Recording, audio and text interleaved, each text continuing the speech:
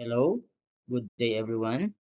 This is Sir Ronnie once again, and this is now our second video lesson. Gaya ng sinabi ko noon dito po sa pangalawang video na to, may isosolve na tayo. At may activity na ako na ibibigay mamaya. Kaya para malaman kung paano sasagutan yung activity, panoorin at intindihing mabuti ang mga sasabihin ko.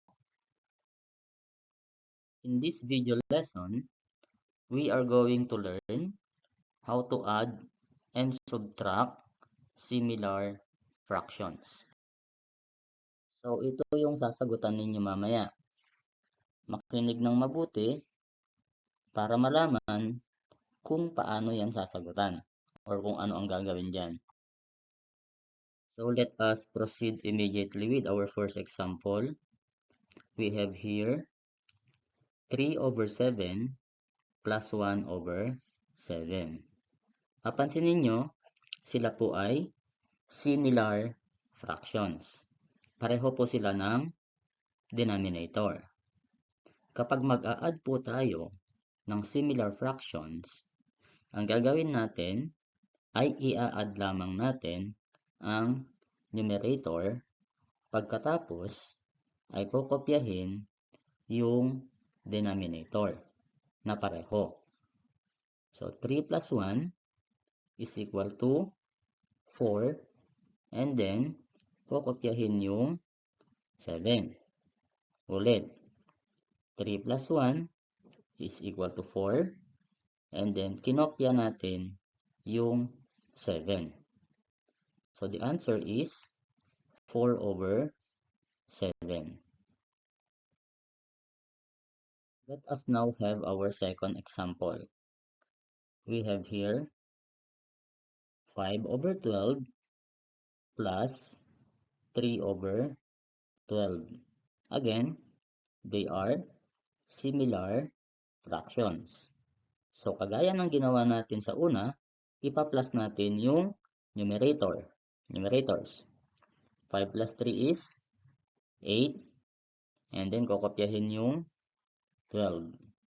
So, 5/12 plus 3/12 is equal to 8/12.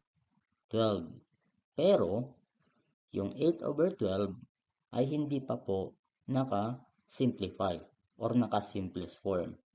Lagi po, ang final answer natin ay dapat nasa tinatawag nating simplest form. Paano natin yun gagawin? So, pansinin natin, yung 8 at saka 12, meron siyang common factor pa, maliban sa 1. Ibig sabihin, may pwede pang-divide sa kanila. Ano po yung number na yon? Na pinakamataas na pwedeng i-divide sa 8 at saka sa 12. So that is 4. Okay.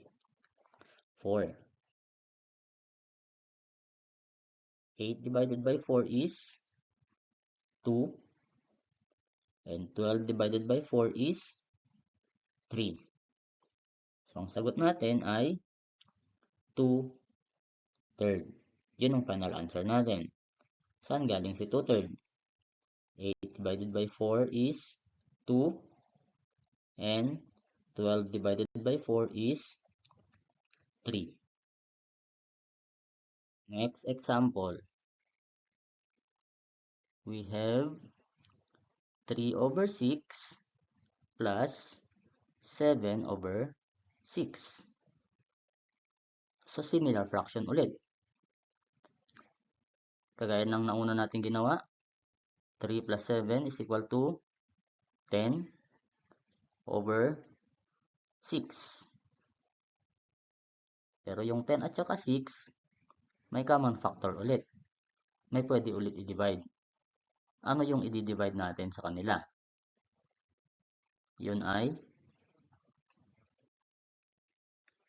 2. So ang sagot natin ay 10 divided by 2 is 5, and 6 divided by 2 is 3. Ulit, 10 divided by 2 is 5 and 6 divided by 2 is equal to 3. Pero pansinin ninyo, ang sagot natin ay improper fractions. Improper fraction. Hindi po pwedeng ganito ang sagot natin. So, anong gagawin natin dito? Ang gagawin natin, gagawin po natin siyang mixed number. Paano yon? Tingnan mabuti. 5 divided by 3, ilan? 5 divided by 3 is equal to 1. Remainder 2. And then, kopyahin yung 3. Ulit. 5 divided by 3 is 1. Siya yung whole number. Ilan yung sobra? 2. Siya yung mapupunta sa taas or numerator. And then, kopyahin yung 3 sa ibaba. Ito. So, our final answer is 1 and 2/3. Punta naman tayo sa subtraction. 6 over 9 minus 2 over 9. So, ganun din ang gagawin natin. Isusubtract natin yung nasa taas or numerator and then kokopyahin yung denominator. 6 minus 2 is 4 and copy 9. So, ang sagot ay 4 over 9. Next, we have 5 over 15 minus 2 over 15. Ganun ulit. 5 minus 2, 3 over 15. Pero, tignan natin ulit. Yung 3 tsaka 15, may common factor. Ano yon? Yun ay 3. Okay, so i-divide natin. 3 divided by 3 is 1. And 15 divided by 3 is 5. Ang final answer natin is 1 over 5 or 1/5. Next. 20 over 16 minus 2 over 16. 20 minus 2 is 18. And then, kopyahin natin yung 16 sa baba na pareho. Ano ulit gagawin natin dito? Sa 18 saka sa 16. I-divide natin. Anong ipang di-divide natin? Divide natin ng 2. Okay. 18 divided by 2 is 9. And 16 divided by 2 is 8.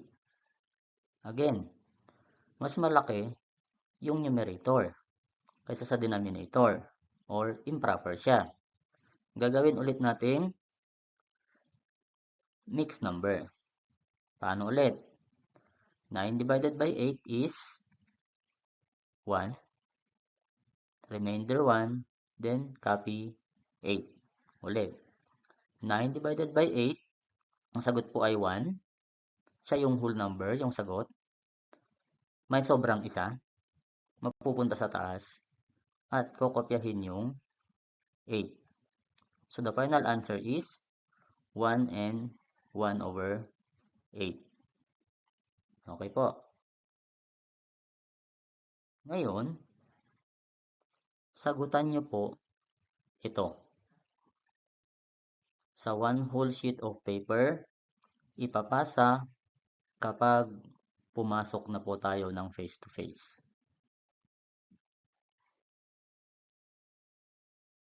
Pwede nyong ulitin yung video habang nagsasagot kayo para mas guided po tayo kung ano yung gagawin. Okay? Bye-bye!